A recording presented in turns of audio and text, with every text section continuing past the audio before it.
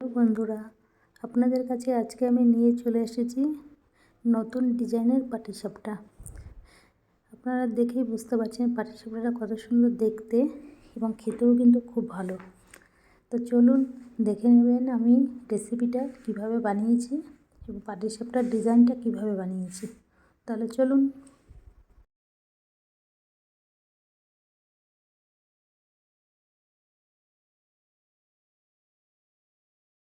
প্রথমে আমি নারকেলের পুরটা বানিয়ে নিচ্ছি। আমি এখানে একটা নারকেল ভেঙেছি এবং এই নারকেলের মধ্যে আমি খেজুরের পাটালি গুড়টা নিয়েছি। পাটালি গুড়টা ছোটো ছোটো করে টুকরো করে দিয়েছি এবং নারকেলের পুরটা তৈরি করার জন্যে। আর অন্যদিকে দুধ গরম করতে দিয়েছি আর একটা ছোটো এলাচ দিয়ে দিলাম যাতে সেন্টটা ভালো আসবে। পুরটা প্রায় তৈরি হয়ে গেছে। এবার দেখুন পুরটা নামানোর আগে আমি পাতলা খেজুরের গুড় দিয়েছি যাতে সেন্টটা আরও ভালো আসবে। এমনি তো পাটালির গুড় দিয়েছি, তাছাড়াও একটু পাতলা খেজুরের গুড়টা দিয়েছি, খেতেও অসাধারণ লাগবে। দেখুন আমার তৈরি করা হয়ে গেছে। অন্যদিকে আমি এবার ব্যাটারটা তৈরি করে নেব। আজকে আমার 2 ধরনের ব্যাটার তৈরি হবে।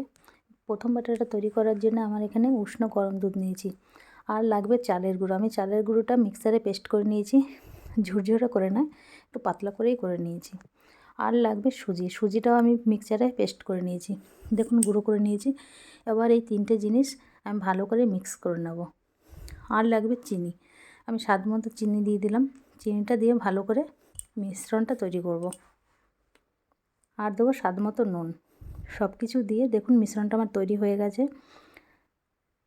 সাধারণত সবাই যেমন আমরা পাটিসাপটা তৈরি করি, সেই পাটিসাপটা ব্যাটারটা কিন্তু তৈরি হয়ে গেছে। এবার যে ডিজাইনের করার জন্য যে ব্যাটারটা তৈরি করব সেটা কিন্তু ভালো করে মন দিয়ে দেখবেন কীভাবে আমি বানাচ্ছি।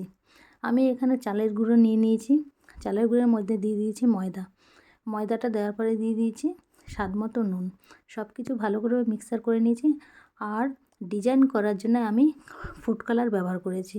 ফুড কালার দেওয়ার জন্য আমি এটা ডিজাইনটা হবে। দেখুন আমার 2টো ব্যাটারি তৈরি হয়ে গেছে।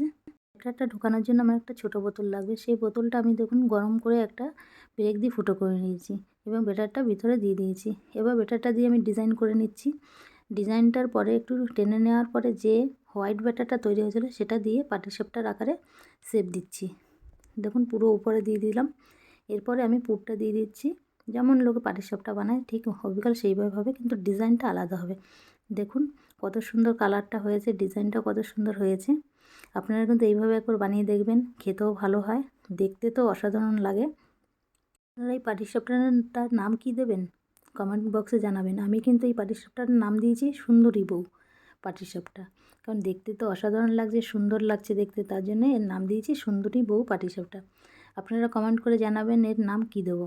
দেখুন আমি আরেকটা অন্যরকমভাবে ডিজাইন বানাচ্ছি, টুকরো টুকরো করে। এই ডিজাইনটাও দেখতে ভালো হয়।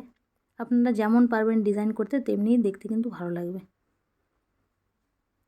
এর পাটিসাপটার ডিজাইনটা কেমন হয়েছে কমেন্ট বক্সে জানাবেন, আর ভালো হয়েছে কি না সেটাও জানাবেন।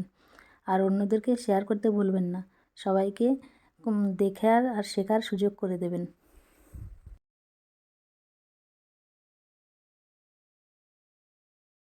মানে পিঠে আমি প্রথম রেসিপিতে পোয়া পিঠে বানিয়েছিলাম, এবার বানালাম পাটিসাপটা, সুন্দরী বউ পাটিসাপটা। আরও আমি পিঠের রেসিপি নিয়ে আসবো, আপনারা দেখতে ভুলবেন না কিন্তু, অবশ্যই দেখবেন। অবশ্যই ফেসবুক থেকে যারা দেখছেন তারা ফলো করবেন, আর ইউটিউব থেকে যারা দেখছেন তারা একটু সাবস্ক্রাইব করে দেবেন।